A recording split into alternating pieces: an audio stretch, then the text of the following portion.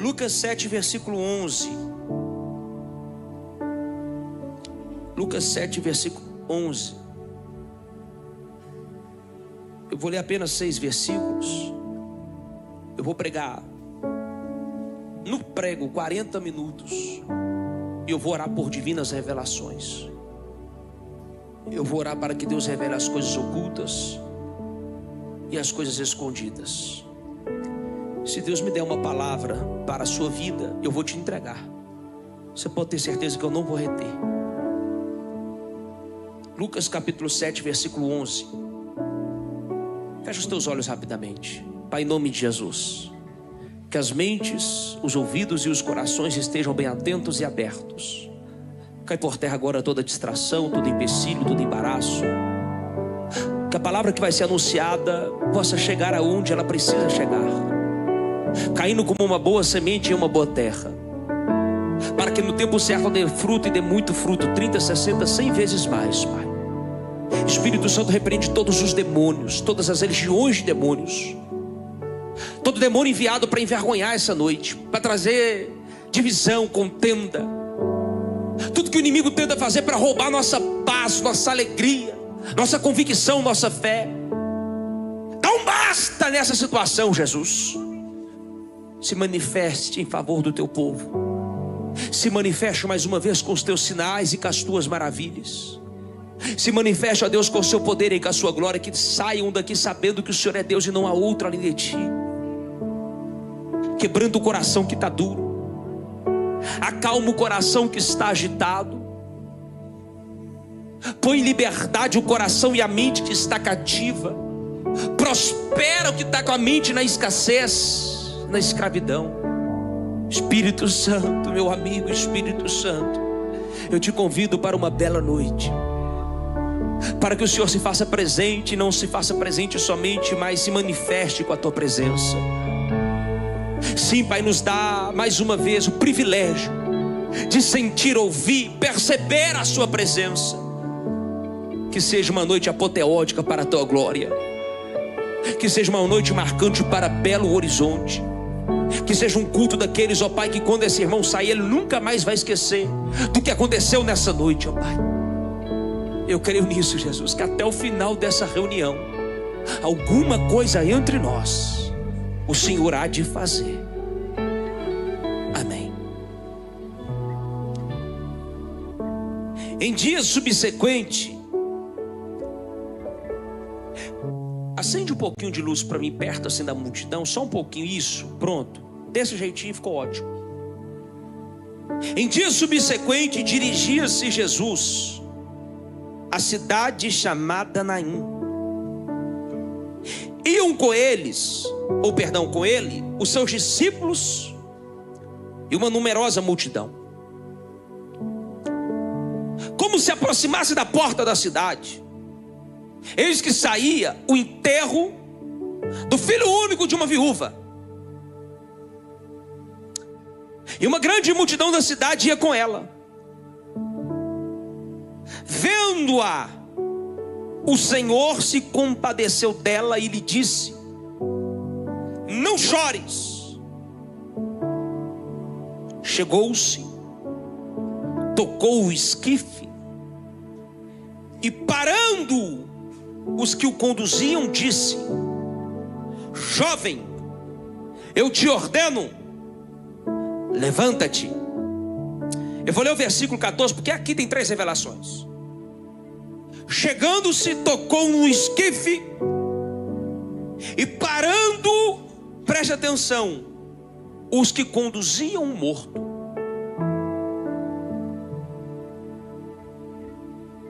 Ele disse: jovem, eu te ordeno. Ele o quê? Ele o quê? Levanta-te. Sentou-se o que estivera morto e passou a falar. E Jesus o restituiu à sua mãe. Aleluia. Todos ficaram possuídos de temor e glorificavam a Deus, dizendo: grande profeta se levantou entre nós, e Deus visitou o seu povo. Essa notícia, essas boas novas a respeito dele divulgou-se por toda a Judeia e por toda a circunvizinhança. Ponto final. Me presta por alguns minutos a sua atenção. Jesus acabou de curar o empregado do centurião romano. Se você ler o capítulo 7, do versículo 1 até o versículo 10, que nós pulamos, que é a introdução dessa história, e Jesus está em Cafarnaum, onde ele está? Uma cidade bem maior do que Naim, uma cidade portuária.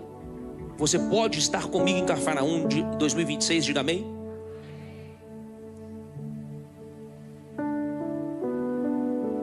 Ele acabou de curar uma pessoa importante da sociedade, renomada, reconhecida, alguém influente, de nome, de poder, que é o centurião romano, que lhe pediu, que te implorou.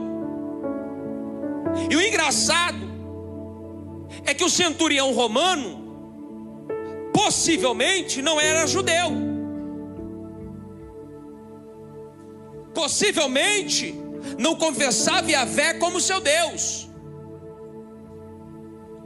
Isso mostra que milagre não está exclusivo a quem se diz evangélico. Aqui mostra que milagre não está exclusivo em quem frequenta culto. Pastor, você está me desmotivando? Não, só estou te mostrando que a sua fé ou a fé de alguém vai além de uma parede.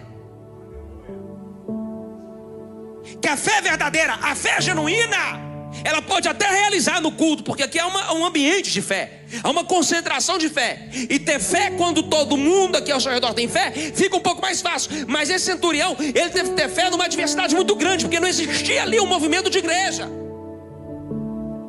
Mas ele tinha certeza de uma coisa, me pergunta o quê? Que Jesus era profeta. Não tem como receber milagre não crendo no Deus do milagre. Pastor, mas toda pessoa que recebe milagre crê. Exatamente, tem muita gente que fala que crê, mas não crê.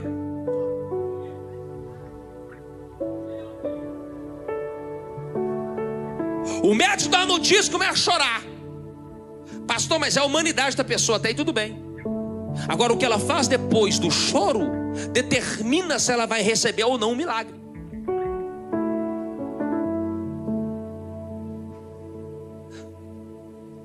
Pastor, meu marido falou, vai me largar. Fala, tá amarrado.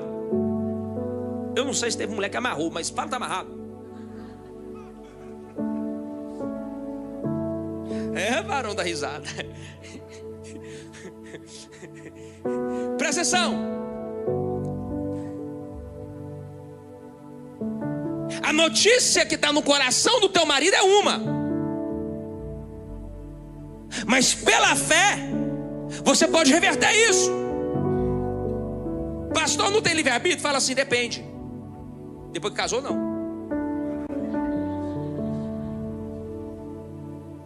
O corpo da tua esposa será do teu, e o corpo do teu marido será da tua. A mulher santa santifica o. Como que eu sendo santo ele vira santo? Porque agora vocês são uma só. Então se uma parte da carne é santa, Jesus está dizendo que a santidade sobrepõe o pecado. Pastor, o que está me faltando então? Ser santa. Usar a sua fé para sobressair a decisão que ele tomou. O problema é que você escuta isso, em vez de começar a orar, jejuar, buscar Deus, você começa a perseguir, investigar, tá com outra. Vou descobrir que é assim endemoniada. Aí vai no serviço, faz barraco, toma celular, quebra celular. É!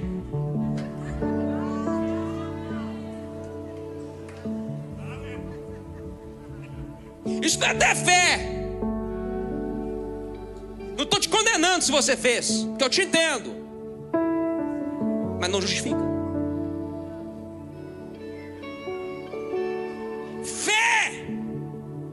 pior notícia chega diante de você e você fala assim: esse é o recado que o inferno está me dando? Isso é o recado que Satanás mandou me dar? É isso aí que está no coração do fulano Beltrano? Tudo bem, eu quero ver ele vencer minhas orações, eu quero ver vencer meu jejum, eu quero ver vencer meu propósito, eu quero ver vencer minhas tardes da bênção, eu quero ver vencer minhas quartas da profética, eu quero ver vencer a minha subida no monte. Então nós vamos entrar numa guerra, porque a Bíblia está dizendo que nós somos um só. A Bíblia está dizendo que seu corpo é meu, eu não vou te perder de qualquer jeito. Isso não é se humilhar, isso é amar. A Bíblia fala que aquele que ama, tudo suporta, tudo crê, tudo espera. É assim ou não é? É assim ou não é? Tem paciência. Então, meu filho, para de ouvir que a sua amiga fofoqueira divorciada, com a vida arruinada, fala, e começa a ouvir o que a Bíblia manda. Está entregando de mão beijada na mão do diabo, que é seu. Pastor, me fala mais que eu gostei do assunto. Pega um óleo, traz aqui na igreja e faz assim: pastor, põe a mão, eu vou orar nesse óleo. Quando ele estiver dormindo, você vai lá na cabeça dele, fala: Deus, tira esse feitiço, essa pomba gira, quebra esse encantamento, desfaz essa magia, arranca essa escama. Aí você ora por você também: Deus, me muda também, me transforma também. Faz sentido ou não? Eu estou falando da viúva de Naim, não é isso? Preste atenção. Era 33 quilômetros de Cafarnaum até Naim, no mínimo um dia de caminhada.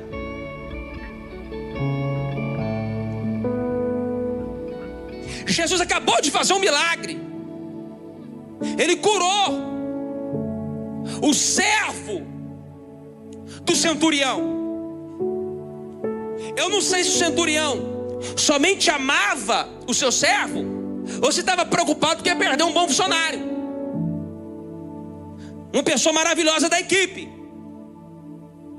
Mas o fato é que Jesus sai de uma cidade famosa, renomada.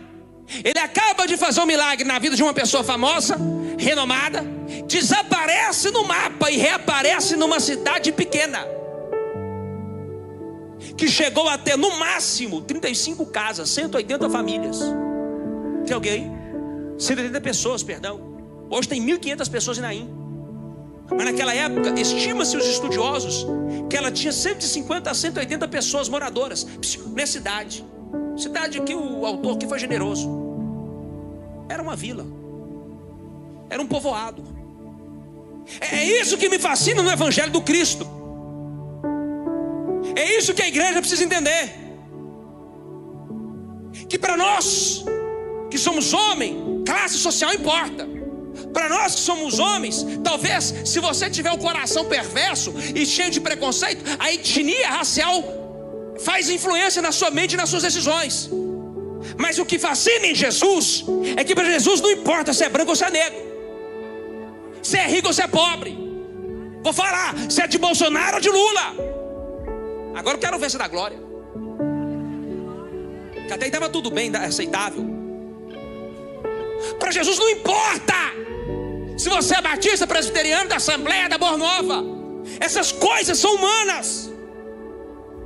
Essas coisas de gente que infelizmente ainda não evoluiu espiritualmente. Aí fica pastor brigando com o pastor na internet, em vez de falar de Jesus, do amor de Deus. Aí fica um alfinetando o outro, um querendo ser maior, mais famoso, mais bonito, mais isso, mais aquilo, mais ungido. Irmão, para com essa babosada. O povo está sofrendo enquanto nós estamos brigando. O povo está gemendo, precisando de cuidado, de carinho, enquanto nós estamos alimentando Instagram de fofoca.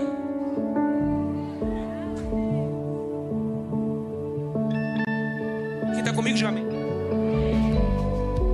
Jesus não quer nem saber dos aplausos da cidade de Cafarnaum, porque isso com certeza ia repercutir. Jesus não está esperando alguém pedir foto. Jesus não está esperando para ver quem ia pagar a janta, se alguém ia convidar para um podcast, ia dar um cachê. Não!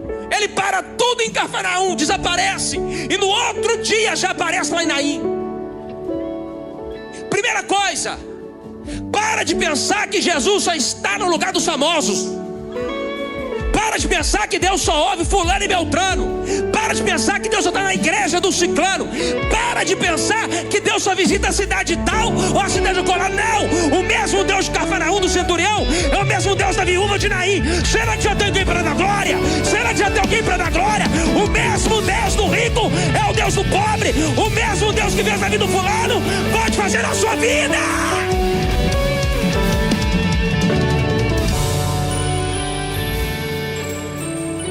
Para de limitar Jesus por causa dos seus traumas. A gente quer trazer para dentro da fé uma relação que a gente teve com o nosso pastor, com o nosso pai, com a nossa mãe, com o nosso patrão. Esquece, nunca compare o homem a Jesus. Pastor pode não te ver, seus amigos podem não te ver, a sociedade pode não te ver, seu patrão pode não te ver, seu ciclo social, sua mãe e seu pai. Mas entenda uma coisa, sabe o que me chama a atenção desse texto? Fala assim, o quê? O rico, o famoso, o centurião pediu.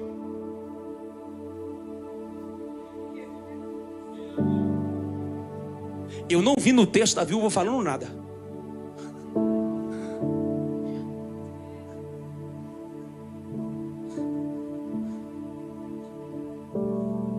Tem gente que sabe pedir. Tem gente que é tão humilde, tão simples, que tem medo de pedir. Tem gente que está tão fragilizado que não tem coragem de pedir. Posso pregar? Fala, prega. Tem gente, Leozinho, que já ouviu tanto não na vida, que ele fala assim, não vou incomodar o pastor. Vai que eu sou maltratado igual eu fui lá em tal lugar. Eu não vou incomodar Deus, porque eu. Aí a gente começa a deixar os nossos traumas, a nossa pequenez, a gente começa a deixar os nossos medos, as nossas inseguranças roubar o bem mais precioso, como tem fé. Porque se olhar bem, por que Deus ia responder eu e você, irmão? Por que Deus faria na minha vida e na sua? É a gente que cria essas coisas. Eu sou o contrário, com todo respeito. Não é arrogância da minha parte, mas eu preciso te dizer que quem convive comigo sabe. O meu discurso é, se Deus fez na vida do fulano, também pode fazer na minha. E eu me apodero disso. E eu formo a minha mentalidade desse conceito. Espera aí, se Deus fez na vida do fulano, do beltrano, do seu plano, por que eu não posso ser o próximo? Só que isso aqui não é jargão, não é falar bonito porque eu estou em cima do altar. Não, isso é a minha realidade. Eu nunca me subestimo. Eu nunca subestimo o que Deus pode fazer na vida de quem crê. O nosso problema é que a gente tem uma tendência em pensar que o nosso desejo é muito grande, o nosso sonho é muito grande. E aí começam as crenças limitantes. Mas será que isso não é pecado? Será que isso não é vaidade? Será que isso não é fútil? Depende. Se é para a sua glória, é tudo isso que eu citei. Agora, se é para a glória de Deus, a história muda. Mas o que me chama a atenção é que essa viúva não pediu. Mas Jesus, por algum motivo, pastor, você está afirmando? Não, estou supondo. Só estou dizendo que no texto não fala. Pode ser que ela orou, pode ser que ela chorou, clamou em secreto. Só estou dizendo que o texto de Lucas, o Evangelho segundo escreveu o doutor Lucas, não é discípulo de Jesus, é discípulo de Paulo. Tem alguém comigo? Diga amém. Ele não relata que essa viúva fica implorando pelo milagre igual Marta e Maria fizeram. Jesus simplesmente chega na cidade de Naim. Aonde que ele chega?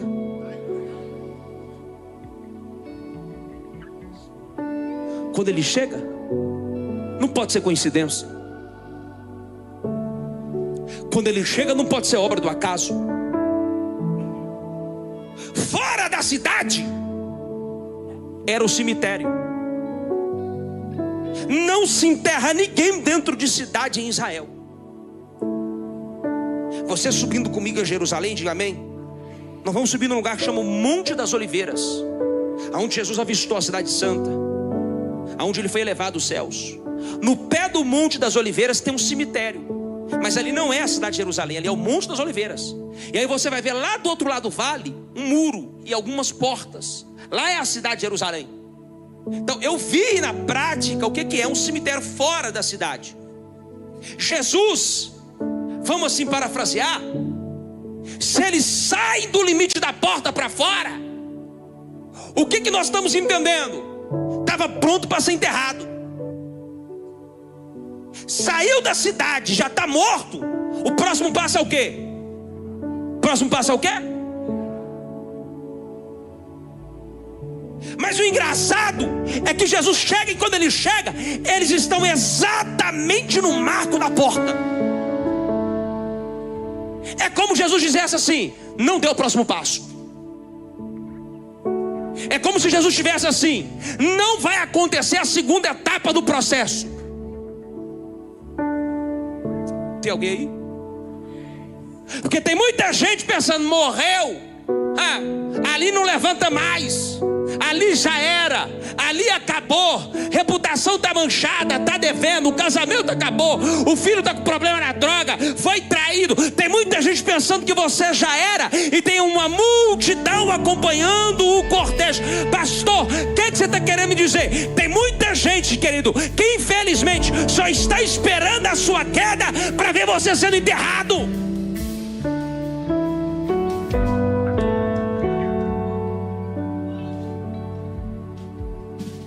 Essa multidão provavelmente não amava o filho da viúva. Preciso te falar algo: nem toda multidão é multidão porque te ama. Nem toda multidão é multidão porque te admira. Nem toda multidão que está perto de você é porque torce pelo seu sucesso. Pelo contrário, tem muita gente que só está aguardando a sua queda, a sua morte, para falar assim: eu vou lá ajudar a enterrar.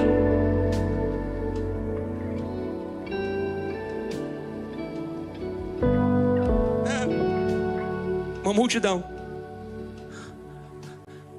A esquife, ó, até com dificuldade, uma multidão. O menino aqui, ó, aproximadamente 20 anos, diz os historiadores. Eu imagino que estava até difícil de andar. Naim fica no alto, o cemitério ficava embaixo. Eu imagino a multidão descendo e Jesus subindo. A multidão está vindo para um propósito. Pergunta qual? Enterrar.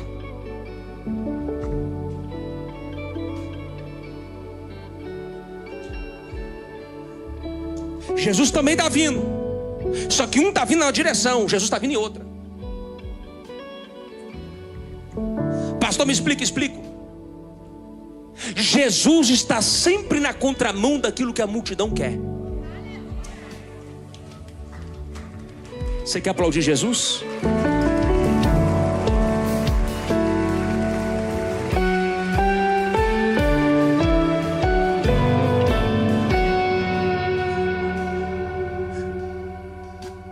Ele está subindo, a multidão está descendo. Na porta eles se encontram, na porta.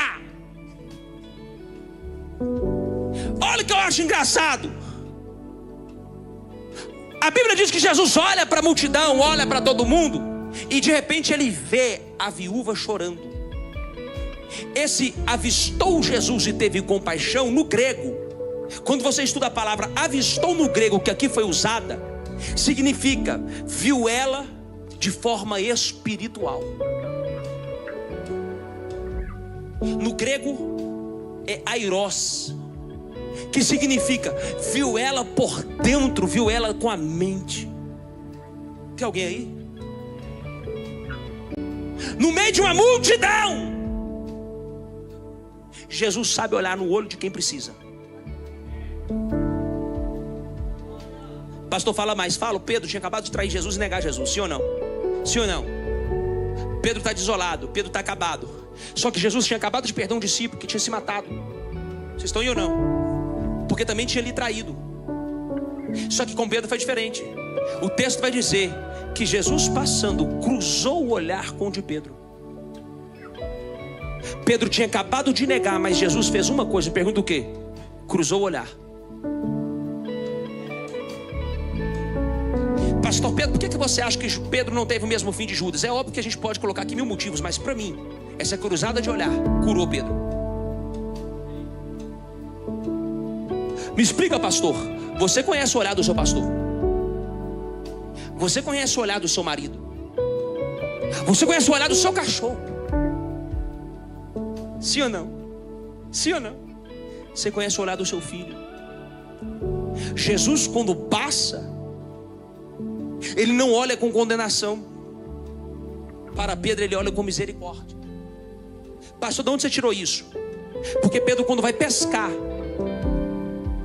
e vê que a rede está cheia, ele tem uma atitude, me pergunta qual? Ele larga o barco, larga o peixe, larga a rede, larga a conquista pessoal dele, o resultado, e sai nadando em alta velocidade em direção a Jesus. Se você está brigado com alguém, sabe que a pessoa está com raiva e com ódio, você não faz isso. Você fica ressabiado. Você vem devagar. É assim ou não é? Ninguém vai se jogando em direção ao outro se não sabe que o outro está aberto a essa relação.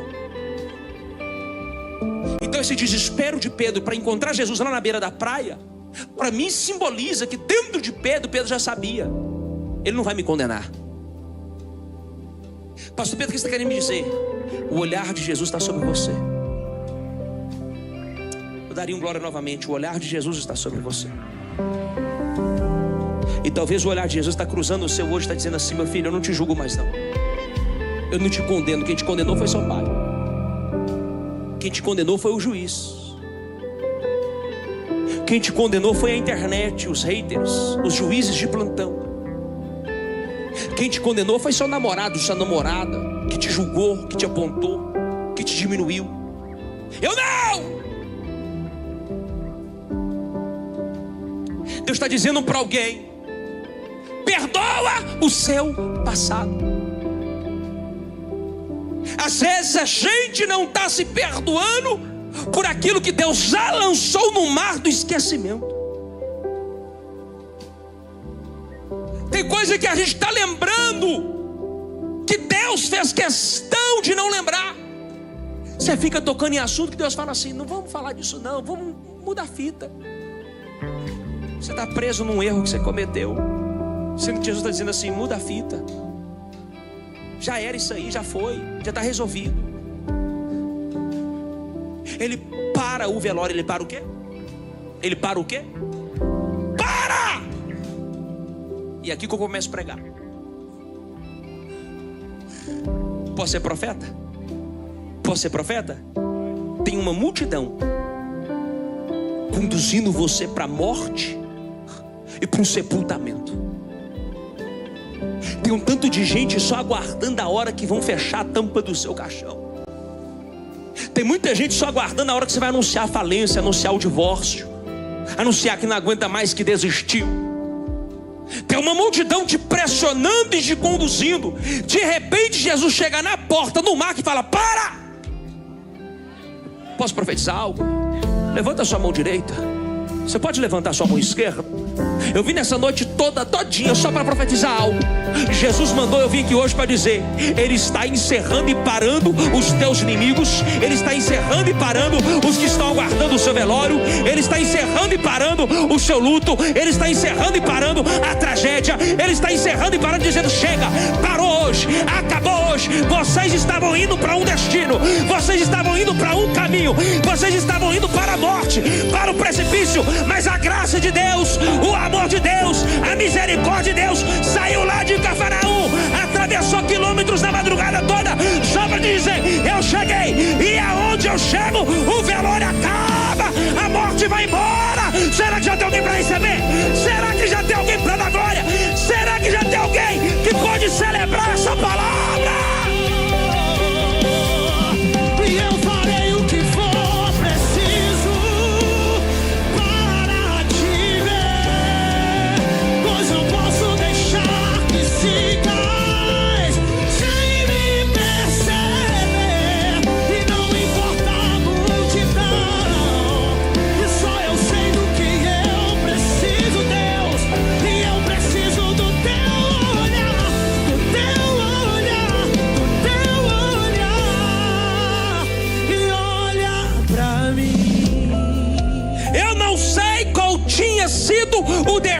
dos seus últimos dias. Mas eu vim dizer que nessa quarta-feira parou. Hoje seria chamado o dia do basta. Alguém pensou, hoje é o velório? Jesus disse, não, seria. Esse tempo chamado hoje seria o tempo dela e acabou. O tempo dela acabou. Jesus está dizendo assim, mas agora eu cheguei, vai começar tudo de novo.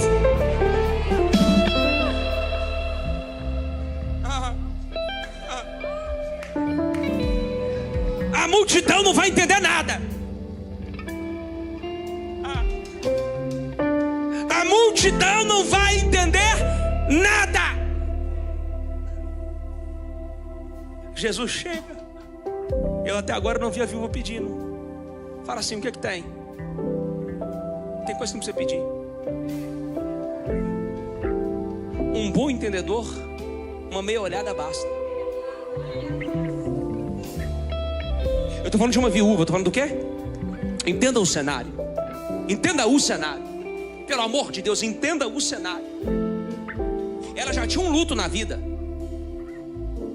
Qual era o luto daquela mulher? O marido. Ela já tinha perdido o bem mais precioso.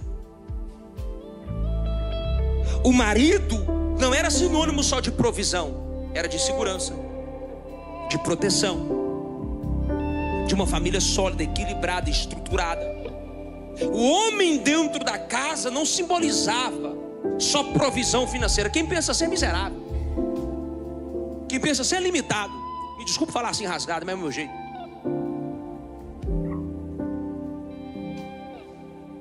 Toda a segurança daquela mulher tinha morrido no marido. Com muito custo, com muita dificuldade, ela teve que reorganizar a vida dela. E ela transferiu toda a esperança dela para quem? Para quem? Menino homem. Eu estudei um pouquinho essa palavra. Os estudiosos afirmam que ele era filho único. Você sabe que naquela época tinha mulheres de negócio. Tanto é que a Bíblia fala que as mulheres sustentavam Jesus. Mulheres sustentavam Jesus. Eu não quero acreditar que uma mulher ganhava dinheiro assim à toa, andando na rua. Ei, tudo bem. O povo saía dando dinheiro para elas. Agora veja, era muito mais difícil para as mulheres. Se hoje, depois de 2000 anos, ainda é difícil, e vocês vivem lutando pelo direito de vocês, tenta imaginar naquela época. Então, para uma mulher viúva, toda a esperança da família dela estava no marido e depois nos filhos. Então ela já teve que enfrentar toda a dor, todo o sofrimento do luto do marido. De repente, o único sustento, a única esperança, a última fagulha de fé da vida dela era o filho. E de repente o filho,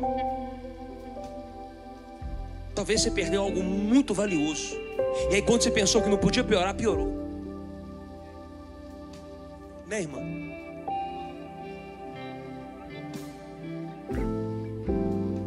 Porque quando fala assim, a viúva de Naim, a gente esquece por que ela era viúva. Parece que viúva é um termo. Não, é porque ela perdeu o marido. Ela já tinha perdido muito, sim ou não? Tem gente que pensa que é amaldiçoado. Pergunta por quê? Quando você estuda a cultura judaica, o marido morrer cedo simbolizava Deus te amaldiçoou e fez juízo. Pegou ou não?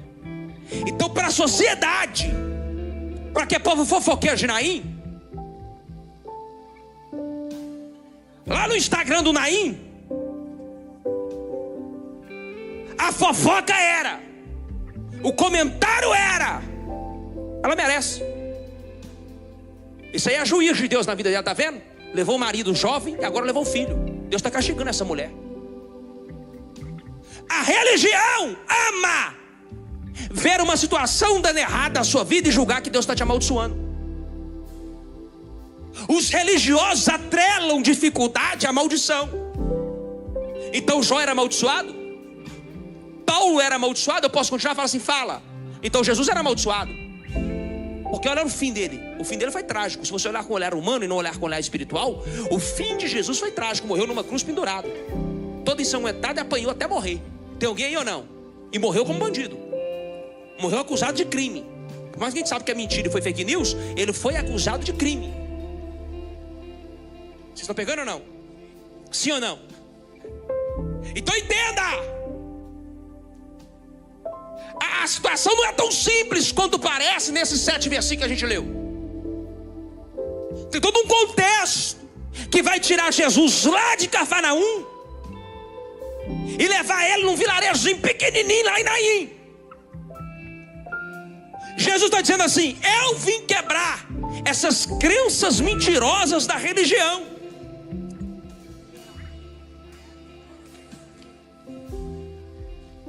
Essas tradições religiosas que você nasce, aprende e cresce com ela, nem sempre é de Deus.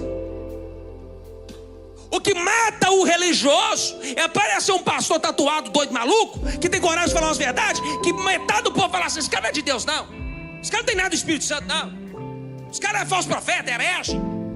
Mas aí de repente eles olham os frutos. E a Bíblia não mandou olhar a tatuagem. Aí eu desafio os fofoqueiros. A Bíblia não mandou olhar a roupa que usa. A Bíblia mandou olhar uma coisa para saber se a árvore é boa: Então espera aí. Você quer saber da árvore, você não olha para a árvore.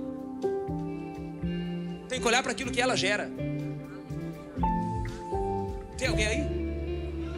Fala assim: o que tem a ver comigo? Que os seus resultados serão a sua resposta para muita gente que está insatisfeita com a sua vida. Porque existe uma coisa que a multidão não supera: resultado. Tem uma coisa que o povo não aguenta: resultado. O resultado daquela mulher era tragédia. Era o quê?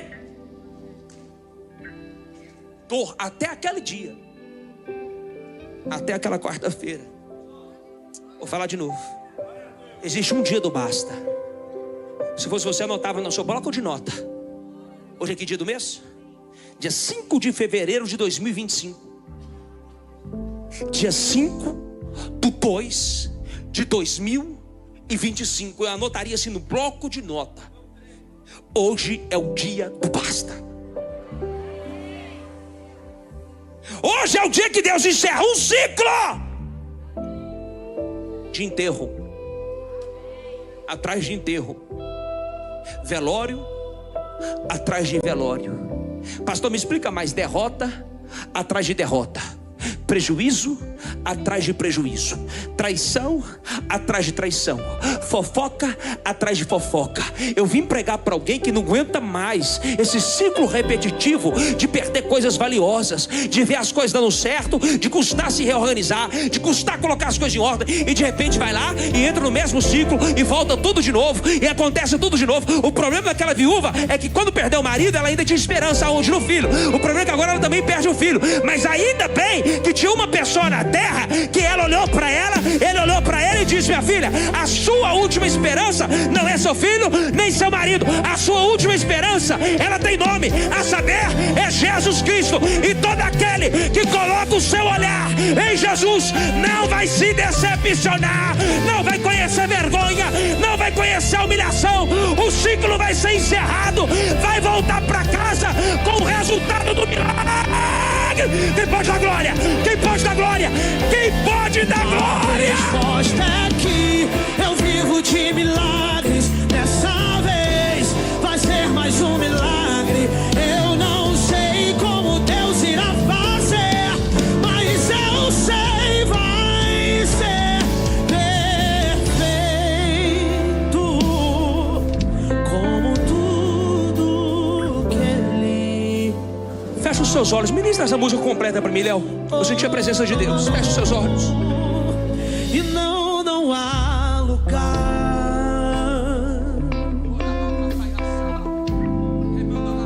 não há lugar melhor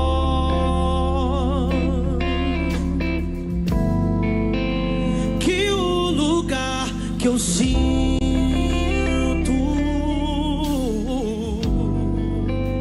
que o Senhor está. Oh, lugar. O medo perde a vez. O medo perde a vez e dá lugar à fé. E dá lugar à fé. Sabe o que ela é capaz de fazer? Capaz de me levar à paz que excede todo entendimento.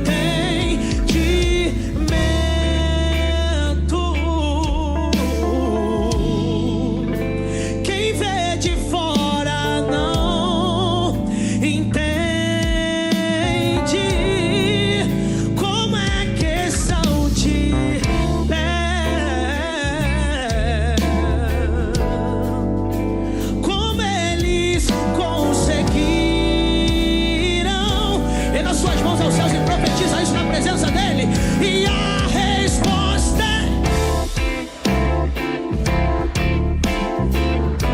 vai ser mais um milagre. Eu não sei como Deus irá fazer, mas eu sei.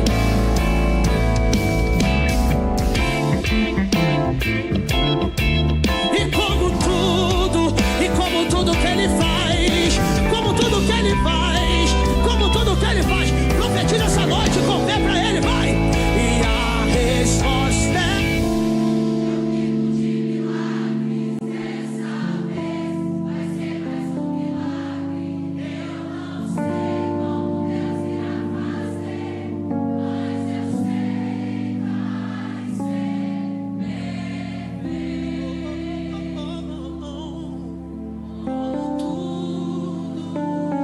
Segura aí, Léo. Me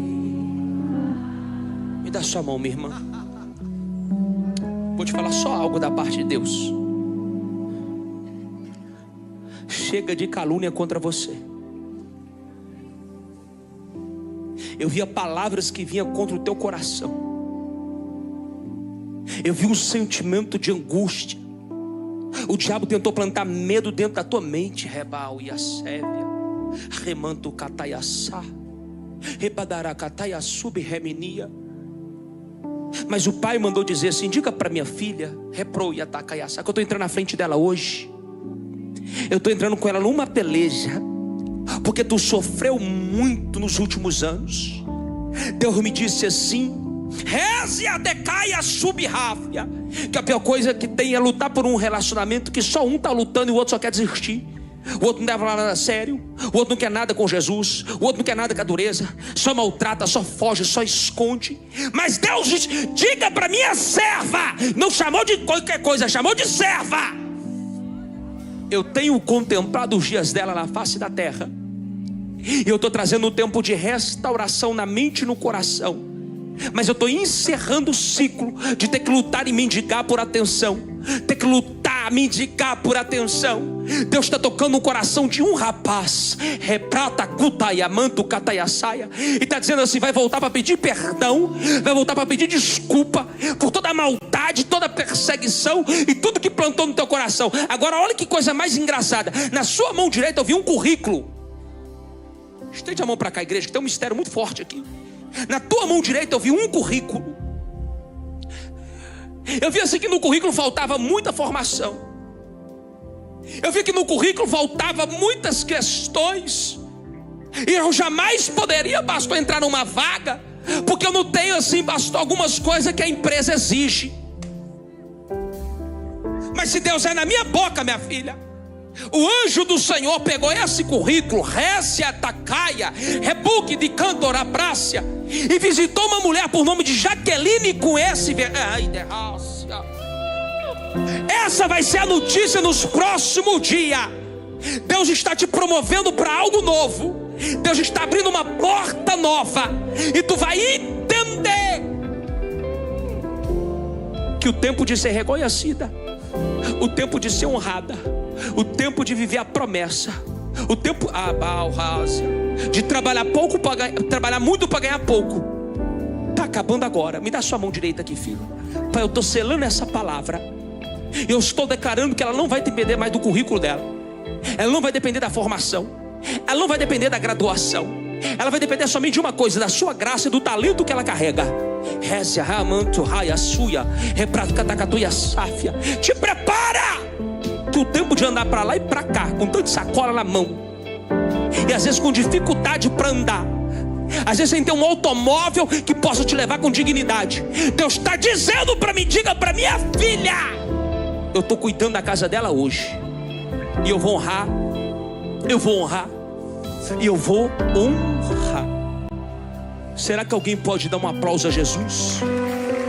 A resposta é que vivo de milagre. Dessa vez vai ser mais um milagre. Põe a mão no seu coração. Eu não sei como Deus irá fazer, mas eu sei vai ser perfeito.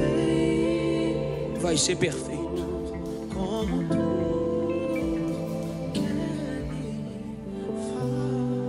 olha para mim, deixa eu terminar a mensagem. Ele toca no esquife. Não era um caixão, era uma prancha de madeira, como se fosse uma maca. Jesus tem voto de nazireu.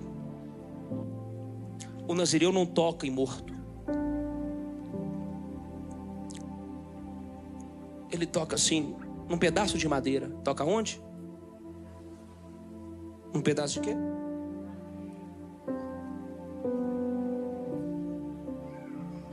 Sabe por que às vezes a gente não vive alguns milagres?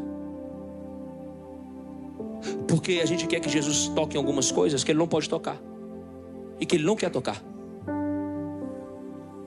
Mas isso não quer dizer que Ele não vai fazer. Ele vai tocar onde precisa tocar. Jesus toca no fulano, e se Jesus não quiser tocar no fulano, quiser tocar no ciclano? A nossa mania é acreditar que Jesus, para mudar a vida de alguém, mudar a nossa realidade, Ele precisa fazer assim, assim, assado. E às vezes a gente não percebe que Ele já está tocando, mas Ele está tocando numa coisa que não tem nada a ver com aquilo que você precisa. Mas no final das coisas e no final da história você vai entender: Jesus fez. Pastor, o que você está querendo me dizer com todo esse negócio? Que o caminho que você espera o milagre é um. O caminho que Jesus faz para o milagre é outro.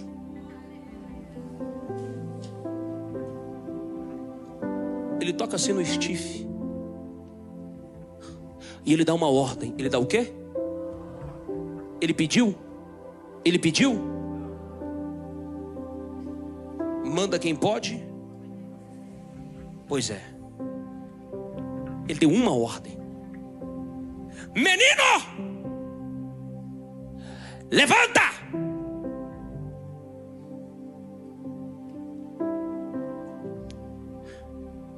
A pior coisa que existe é quando a gente não quer levantar e alguém fala: levanta. Sabe o que eu acho engraçado? Ele olha para a mulher e fala assim: não chore. E para o menino ele fala: levanta. Como que você fala para uma mãe que acabou de perder o filho: não chore, e fala para o menino que está morto: levanta?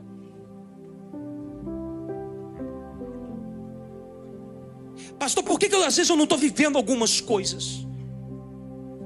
Pastor, por que talvez está difícil para eu viver algumas coisas? Porque o caminho da submissão nem sempre é fácil. Porque a gente é tão teimoso, tão carnal, tão imediatista, que a gente tem uma mania de Jesus falar uma coisa e a gente fazer outra. Por isso que tem hora que Jesus não tem que pedir nada, tem que mandar. Não estou falando do pastor, estou falando de Jesus. Porque se Ele quiser fazer um milagre, escuta, não pode ser do seu jeito. Fala de novo. Se Ele for fazer um milagre, não pode ser do seu jeito. Tem que ser do jeito? Tem que ser do jeito? Tem que ser do jeito? Como que você chega com uma mulher que está chorando, que perdeu o filho, e fala assim: não chore? Pastor, não entendi, posso explicar? Fala assim: explica. Quando Jesus te dá uma ordem hoje, é porque Ele já está pronto para fazer amanhã.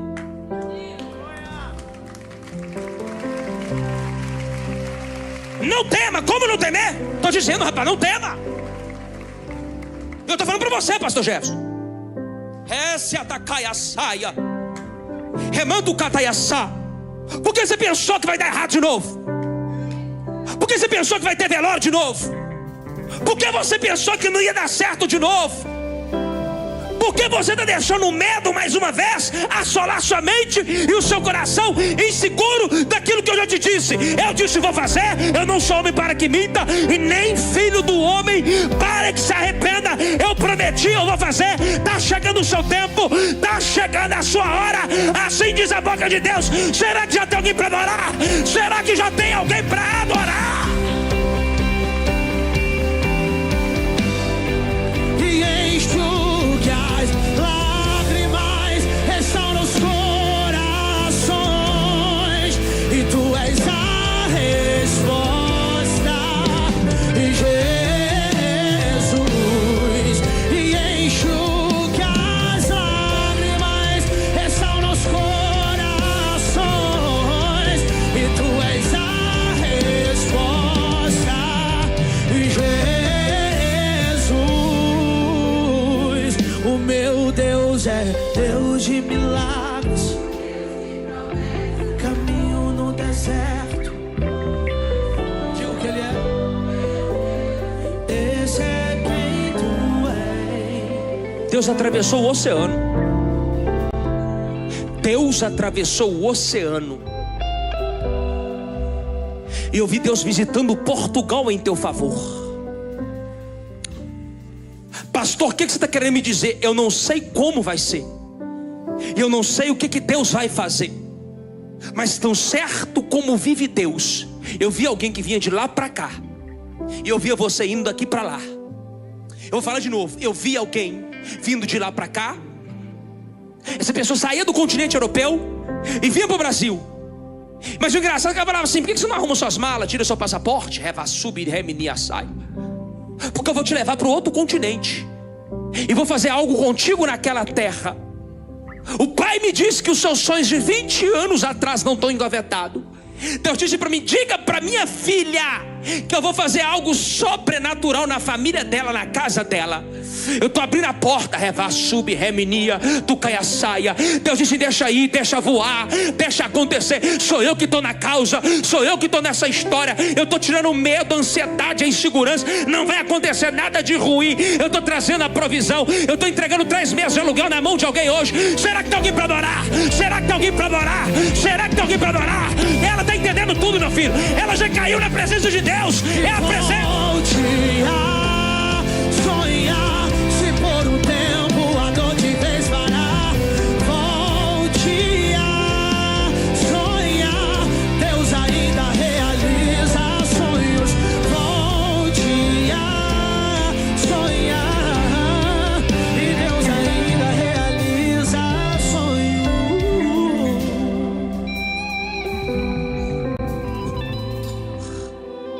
A Bíblia fala que o morto levantou.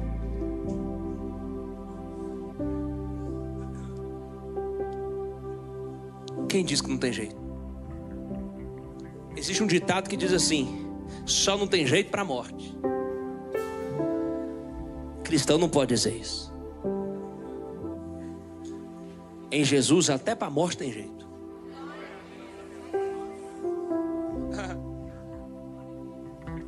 O engraçado é que ele se assenta. Ele o quê? E começa a falar. O que estava morto, quando Jesus toca, passa a...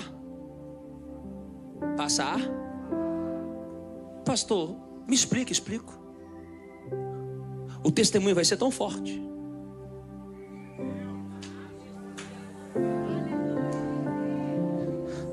A obra de Deus vai ser tão violenta, vai ser um negócio tão assustador,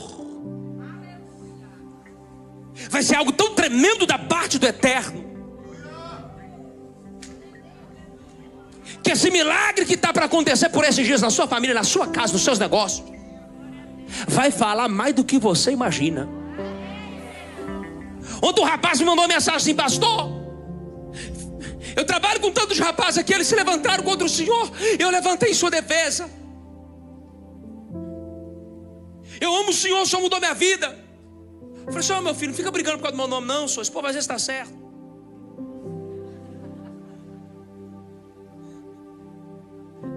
Aí falou assim: não é, pastor, é porque eu te amo, você mudou minha vida.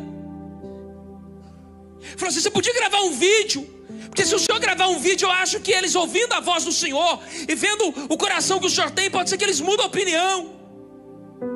Aí falou assim: grava um vídeo, pastor, e manda aqui para Amsterdã. Eu falei: como é que é? Ele: Amsterdã, pastor, eu moro em Amsterdã, eu trabalho no aeroporto. Tem lugares que você não chegou, mas a sua história já chegou, o seu testemunho já chegou, o seu milagre já chegou, a sua justiça já chegou, a sua bênção já chegou.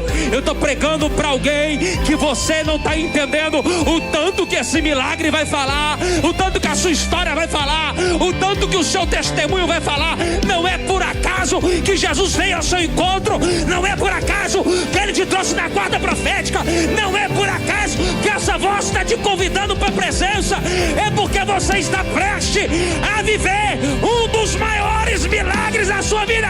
Quem toma posse, pula da cadeira e dá um brado de vitória. Canta isso. Deixa pensar que o projeto falhou. Eu vou chegar depois só pra impressionar.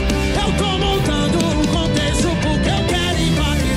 Eu já lhe aviso logo, não pense que morreu, que a história acabou. E é nas suas mãos aos céus. Eu vou entrar no ambiente pra operar.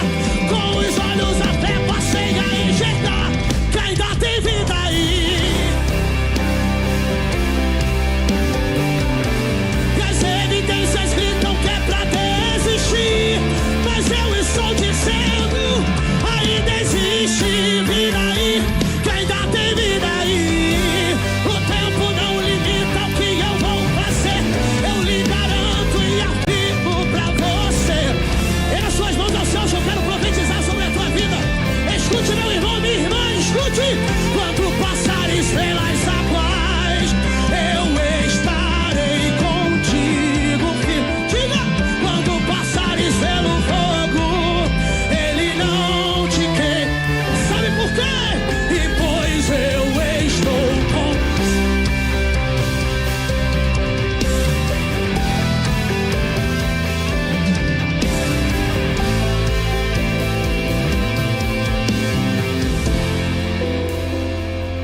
Vai ser tão lindo